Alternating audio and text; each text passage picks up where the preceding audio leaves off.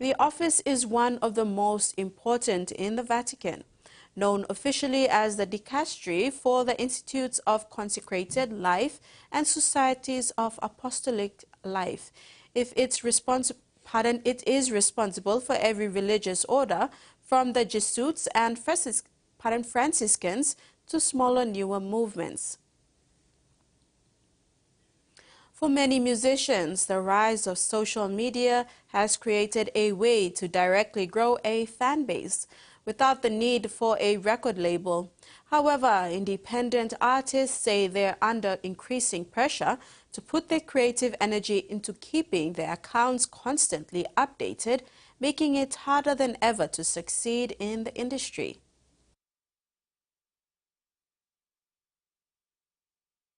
Rocking out in front of a room full of fans is a regular night for this band, but it's not the only platform they have to perform on. It's a beautiful tool to expand your fan base and even people you collaborate with. There's so many people you can reach, but it can be I think it can take away from a lot of that creative processes. Emmett Prime says his band Maisie has to create social media content if they want to make it in the music industry. It's a pressure they say most independent artists are feeling. Where once record labels could make or break careers, now the focus is on followers. A lot of that star-making power has disappeared. And now we're sort of, competing creatively and competing strategically to win audience attention on the internet. Whilst it can be a good tool to reach fans directly, artists and labels alike admit the pressure to perform on social media can take time away from actually making music. They say it's felt most by independent and emerging musicians who are trying to get discovered in a global sea of artists. I absolutely do believe that the pressure that we're putting on, young upcoming artists is, in the first stage of their career, absolutely greater than it ever has been. And it's really, really hard to break through. It's not just about growing a fan base. A strong online presence is now a requirement to qualify for things like industry grants and other opportunities. We've been knocked back from Music SA for certain things, just based on our social media presence. The artist has to be able to show that they're ready to maximise any opportunities that might come out of that, which includes a really strong media and social media presence. But industry experts say, at the end of the day, making great music is still the best way for an artist to cut through the noise. They need to think first about the music and then find a way to transmit that story and transmit that music through their social media. A 24-year-old Fijian man has faced a magistrate's court in Nadi, Fiji, over the alleged rape and sexual assault of a Virgin Australia crew member. Eliza Tanoa Degay is accused of raping the 21-year-old Melbourne woman who was in Fiji over New Year's Eve as a crew member of a Virgin Australia flight during a layover. Mr. Degay was denied bail during his appearance in court on Monday afternoon. He will appear in the High Court in Lautoka on January 20. If convicted, the farmer could serve up to 20 years in jail. He was charged with 1 count of sexual assault and 1 count of digital rape. He is alleged to have taken her to the entrance of her hotel and assaulted her there after offering her a ride in his unregistered taxi. Indonesia has launched a $45 billion nationwide free meal program aimed at providing nutritious meals to 82.9 million people by 2029. The program will initially focus on school children and pregnant women. Critics argue the program is financially unsustainable and could strain the country's fiscal health.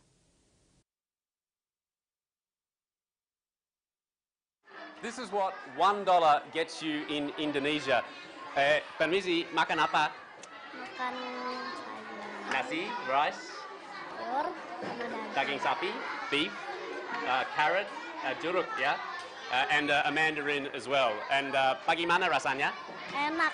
Enak, delicious, she says. So this is the first week of the government's free lunch or free nutrition program. They're rolling out about 550 of these meals at this one school alone. Across the country, it's about 600,000 meals. Eventually, they want to ramp this up to more than 80 million meals for school children across Indonesia, as well as pregnant mothers every single day. Our children don't really bring their own food from home. Their parents are mid to low income, so the kids only have a little bit of pocket money to spend on chicken porridge, instant noodles, or some sweet drinks. With this program, they'll finally have enough nutrients. So this program is being very well received in the first week. Certainly everybody here is behind the goal of trying to reduce malnutrition and reduce growth stunting in Indonesia. But there are some economists who are raising doubts about how sustainable this is. Can the government really continue to serve millions and millions of decent meals every day at a cost of just $1 each, particularly as the program expands further? But for now, the children's bellies are full. They say the food is relatively tasty, so this free lunch program is off to a good start. After sweltering through a very hot few weeks, Canberrans have enjoyed a reprieve with cooler conditions, bringing some relief. While the cool change is expected to linger into next week, experts are warning it's too early to say with any certainty what the rest of the summer has in store.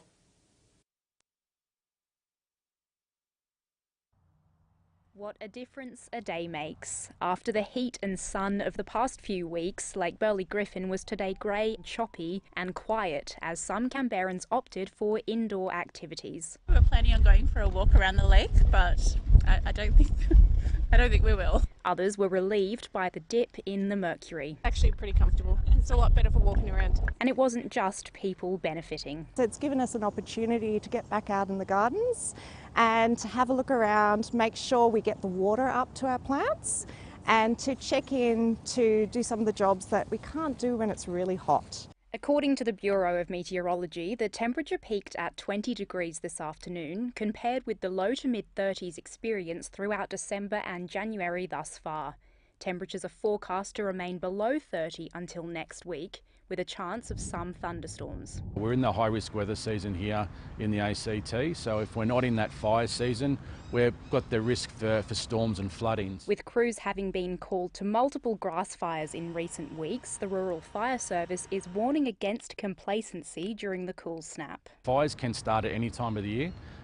They can move quickly, they develop quickly, and just because we've got a cool day and a little bit of moisture around doesn't mean that we won't get fires. We've still got 3 months of the fire season to go. A possible La Nina would be good news for crews, but one expert is warning it's too early to call it and it may be weak. The outlook for the next couple of months in this part of the world is that we've got slightly above average chance of having good rainfall, but it's only very slight. A warning, the reprieve is just that.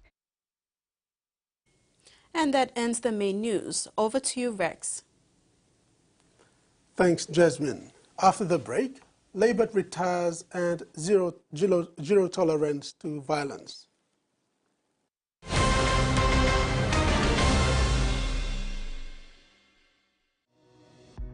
In its first 10 years, the PNG LNG project has had a long-lasting impact, contributing more than 28 billion kina to the state of Papua New Guinea. Equity distributions are paid to KPHL and MRDC based on the interest they hold.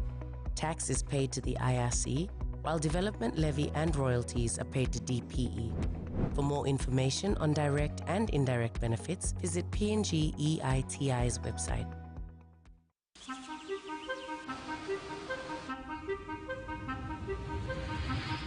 Every day, 180 million litres of water pumps into Port Moresby. Every day, its journey to your household tap is made safe at this water treatment plant. Every day, raw water is filtered, disinfected and purified so that you and your loved ones have access to clean, usable water. For 65 years, our water treatment technology has been hard at work, but now it needs to hit pause. Port Moresby's population has increased 500% since the treatment plant was built, putting enormous pressure on the water supply network.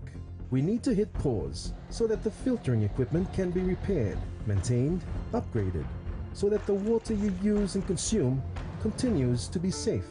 This January, Water PNG announces water rationing in Port Moresby. Yes, this is inconvenient, but safety comes first. A temporary discomfort for an investment in the future. We are upgrading for cleaner, safer water for all. Support us in this period by planning, rationing, and conserving water.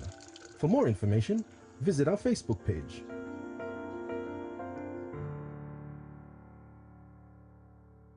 All right, guys, we are forever flat. We've all been through a lot last several years. But life is all about Family. Family. Family. I will not answer one more question with my shirt on. This is my first serious relationship. Things are different, but they're good. A lot of people wanting me to set them up with you. There's no place like home. Welcome to Platteville, Thursdays 9:30 on TLC.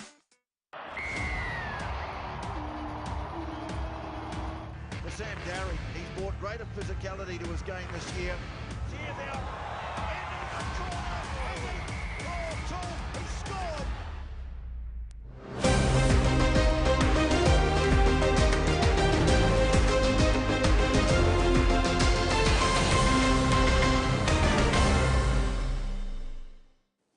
Welcome back. In sports, former PNG Kumuls captain Kyle Lebert has announced his retirement from Rugby League, bringing the captain down to a memorable Rugby League career. Lebert's last appearance in the Kumuls colours was in the 2024 promotion relegations clash against New Zealand Kiwis. Horn. Yay. Hey. Why wouldn't Go, you give son. it to him? Offload this time. Lamb good hands. Goes to Lebert. Kyle Lebert has been a wonderful servant to PNG national rugby league team in almost a decade, since making his Kumuls debut in the 2019 Pacific Test match against Samoa at the Leichhardt Oval in Sydney, Australia. Since then, he had been a regular member to Kumuls team until his resignation. The Kumuls 5'8" had represented PNG over 10 times, including the 2019 Great Britain Lions tour. Lebert also played for PNG in 2 Prime Minister's 13 matches in 2022 and 2023, captaining the 2023 game. He led the PNG Kumuls as the captain in the inaugural Pacific Bowl Championship in 2023, where PNG won. He also proved handy for his side when they retained the bowl title in 2024 and played New Zealand Kiwis for promotion, which they lost. Given his style of football and physicality, he became a fan favourite and one of the popular members of the Kumuls team. His edge defence has been considered by many as the best from the PNG Kumuls 5'8" in the recent years. Young brother Zach joined him in representing PNG at the international level later, to which Kyle said it was the best feeling playing alongside his brother in the Kumuls jersey. Kyle adds he will treasure every moment in the Kumuls camp. The Lebert siblings' relation to PNG is through their great-grandparents, who operated business for a good number of years in Port Moresby back then, as well as their grandmother, who was born in Madang province. Kumuls coach Jason Demetrio will now keep an eye out for a replacement in preparation for the international games this year. Reach out and score. The national government has condemned the actions of the PNG international Kevin Appo, who departed the UK after being charged for rape and assault, and will work with respective national agencies, the British High Commission and UK authorities to have Appo repatriated back to the UK to answer the charges. Foreign Affairs Minister Justin Tachenko, in a statement this morning, condemned Appo's actions and said the government will not tolerate this unacceptable behavior. He confirmed receiving a brief about the charges against the 25-year-old Eastern Highlander and of the manner of which he fled the country after being charged in the UK. He said the government will not harbour any citizens who has been proven to commit crime in another country and has returned home to hide. Tachenko is concerned that this incident has tarnished the good work and the sporting relationship that have been forged with the UK. The Papua New Guinea Rugby Football League has issued a statement around the investigation of PNG international Kevin Appo on serious criminal charges of sexual assault in the United Kingdom. The PNG RFL chairman Sandy Saka and said the PNG RFL has a zero tolerance for violence against women or any form of criminal misconduct, and as per normal practice and precedents, Kevin Appo will be stood down from any participation and representative duties in rugby league in PNG. Charged with rape, sexual assault and 2 other counts of assault, Kevin Appo was reported to have fled the UK for PNG. According to BBC News, Appo was given conditional bail on 26 November 2024, a Bradford magistrate court, to be heard Monday this week. The report further stated that Appo boarded a flight to Dubai from Manchester Airport and subsequently arrived in PNG via a connecting flight. Meanwhile, the PNG RFL statement said, "We belong to the international games and all rules of the game apply." Chairman Saka said they are working with the UK Rugby League and whatever decisions are made will be upheld if policies are aligned and to ensure compliance. Based on that, the PNG RFL will do whatever necessary to address this and protect the game and all stakeholders involved in our sport. The PNG RFL is in contact with UK and PNG authorities in dealing with this matter. PNG RFL strongly encourages Mr. Appo to work with the relevant authorities to address the matter and abide by the necessary legal processes. The chairman said investigations of this nature are never a good look for any sport, and as an organization, the PNG RFL strongly condemns such behavior and disregard for the laws and processes of our own country and others in which our people are ambassadors for the country and the sport. PNG RFL Chief Executive Officer Stanley Hondina emphasized that PNG RFL aspires to create avenues for our people to be better, and it is disappointing to see such investigations. He said the onus is on our people who are given opportunities overseas to uphold the utmost respect of each other and the laws of these countries. Ondina stated that inaction and actions of one player does not represent those of the many who are in our games and overseas. Terry Longwood, TV1 Sports. For the first time since the inception of the NCD Governors' Cup tournament, an unfortunate death has occurred. A player believed to have sustained an injury while participating in this year's tournament passed away while in hospital. Upon hearing of the unfortunate incident, cup patron and sponsor NCD Governor Powers Parkop conveyed his sincerest condolences to the immediate family for the loss while awaiting autopsy from doctors. Governor Parkop has also made a donation of 10,000 kina towards the family in mourning. While awaiting autopsy from the doctors to confirm the real cause of death, NCD Governors' Cup sponsor and patron Powers Parkop has conveyed his sincerest condolences on behalf of the tournament executive to the immediate family of the late Jeremiah Palisa and the Border Storm Club for their unfortunate loss. Governor Parkop, during Sunday's Big Cup Grand Final, publicly announced a cash donation of 10,000 kina towards the house cry whilst awaiting the outcome of the post-mortem. Governor Parkop said this is a first case in the long history of the tournament. So this year, sadly, somebody passed away some days after play. Well, directly related to the game or not, on behalf of our organizations, on behalf of my office, NCDC, as condolence to Lorraine, and very Lorraine, sorry people, and fatality happened. banyaklah adopsi nak berada dan pos pada nevertheless our family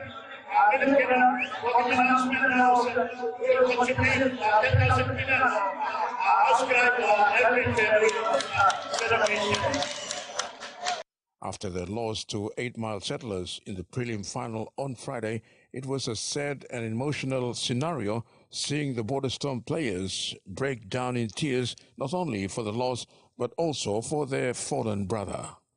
Terry Longwood, TV1 Sports. Australia beat India by 6 wickets on the third day in Sydney to clinch a first series win over their opponents since 2015 and book their spot in this summer's World Test Championship final. Beggars Greens clinched a 3-1 victory after reaching a target of 162 on third day in Sydney. Australia also sealed a spot in June's World Test Championship final against South Africa at Lord's. Earlier, India was only able to add 16 runs to their overnight 141 for 6 with Australia's seamer Scott Boland bagging 6 for 45 for his maiden 10-wicket haul in Tests. It's taken beautifully. Big Bowen debut. He's got 2. Bowen gets his second. Having taken 4 for 31 in their first innings. India quick Jasprit Rumba did not bowl on Sunday due to a back injury, but the tourists still gave Australia a scare at the SCG as the home side slipped from a 39-0 to 58-3. Prasidh Krishna removed Sam Constance for a sprightly 22 from 17 balls before dismissing Manas Labuschagne 6 and Steve Smith 4 cheaply, leaving Smith 1 run shy of 10,000 in Tests. However, Usman Khawaja 41 put on 46 with Head before the latter, and Webster added an unbroken 58 with Webster hitting the winning runs of Washington's Sundar. Australia, who returned to Test action in Sri Lanka January, will meet South Africa at Lord's from June 11 as they look to defend the World Test Championship title they won by beating India at the Kaya Oval in 2023. India's hopes of reaching a third consecutive final are over, and the next test will be against England at Headingley from June 20, the first game in a 5-match series. Terry Longwood, TV1 Sports. And that wraps up the sports segment. Jasmine. Thanks, Rex. And now the weather forecast.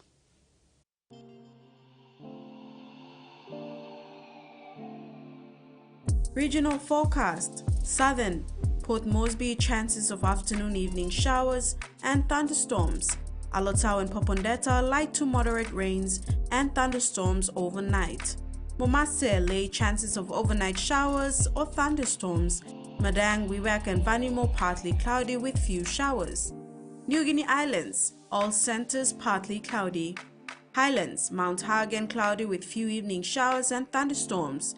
Menditari and Wabeg, cloudy with overnight rain showers and thunderstorms. Ocean forecast, Coral Sea, sea smooth with southwest winds of 5 to 10 knots, tending clockwise. Solomon Sea, sea slight to moderate with northwest winds of 10 to 20 knots. Bismarck Sea, sea smooth with northwest to northeast winds of 5 to 10 knots. Pacific Ocean, sea smooth to slight with northeast to northwest winds of 5 to 10 knots. And coastal waters forecast, waters of Samarai Island to Cape Vogel and all Milne Bay Islands, and waters of Cape Vogel to Huon Gulf to Finchefin, sea 0.5 to 1.5 meters.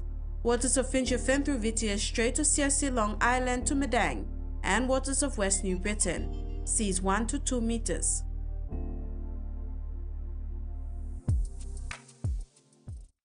And that ends TV1 News. Thanks for watching. Bye now.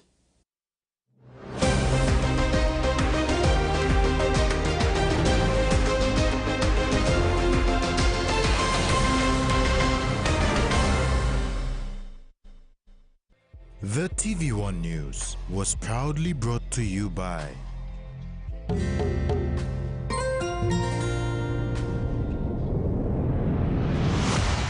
BSP, our bank, our people.